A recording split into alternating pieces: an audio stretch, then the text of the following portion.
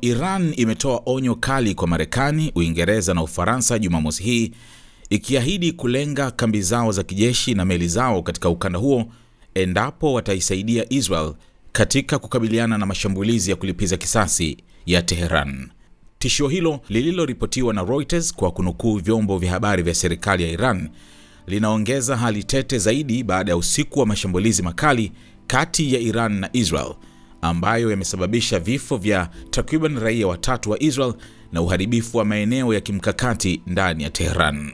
Vyombo vya habari vya serikali ya Iran vikiwemo shirika la habari la Fars vilisisitiza kuwa mashambulizi ya makombora na drone yaliyofanywa na Tehran dhidi ya Israel Ijumaa usiku yalikuwa mwanzo tu.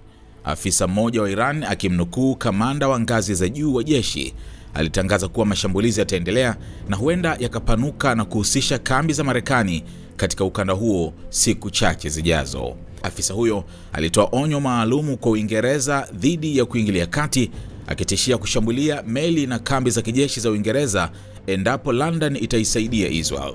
Serikali ya Uingereza haijatoa tamko rasmi, ingawa vyanzo vya serikali vimeeleza kuwa hadi Jumamosi asubuhi Uingereza haijashiriki moja kwa moja kwenye operesheni za kijeshi wala haijapokea ombi rasmi kutoka Israel la msaada wa kijeshi.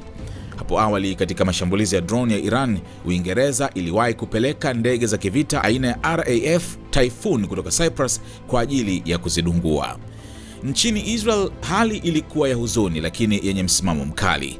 Jeshi la ulinzi la Israel IDF liliripoti kuwa anga yake ilishambulia malengo kadhaa mjini Tehran usiku kucha, likilenga mifumo ya makombora ya ulinzi wa anga katika kile kamanda mkuu wa jeshi la anga Meja Jenerali Tomer Bar alikiita operesheni za umuhimu mkubwa wa kitaifa na kijeshi. Tathmini ya pamoja ya mkuu wa majeshi Luteni Jenerali Eyal Zamir na Jenerali Bar ilieleza kuwa njia ya kuelekea Iran imefunguliwa. IDF imetangaza kuwa ndege zake za kivita ziko tayari kuendeleza mashambulizi dhidi ya Tehran yakilenga maeneo ya kimkakati. Kwa mujibu wa IDF, mashambulizi ya usiku yaliharibu kwa kiasi kikubwa uwezo wa kijeshi wa Iran. Idadi ya vifo nchini Israel imeongezeka ambapo vifo vitatu vimethibitishwa na vyombo vya habari na wanasiasa wa Israel kutoka wawili waliotangazwa awali. Kiongozi wa upinzani Yair Lapid alituma salamu zake za rambirambi akisema kuwa ulikuwa usiku mgumu kwa taifa hilo, lakini akalisifu jeshi na wananchi kwa uimara wao. Sisi ni watu wenye nguvu na jeshi imara, aliandika Lapid, huku akiwasihi raia kufuata maagizo ya Home Front Command wakati ving'ora vikiendelea kulia kote nchini humo. Maonyo ya Iran kwa mataifa magharibi yanaonyesha hatari ya kuzuka kwa mzozo mkubwa zaidi wa kikanda.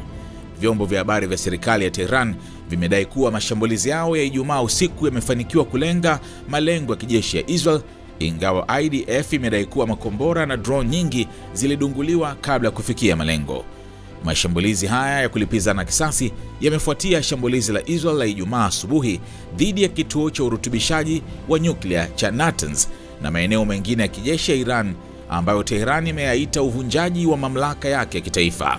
Shirika la kimataifa la nishati ya atomic IAEA limethibitisha kuharibiwa kwa vituo vya Natanz, Fordo na Isfahan, ingawa uchafuzi wa mionzi umetajwa kuwa unaodhibitika.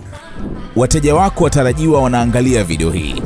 Kama biashara yako ingeonekana pamoja na unachokiangalia sasa, wengi wangegeuka kuwa wateja wako wapya.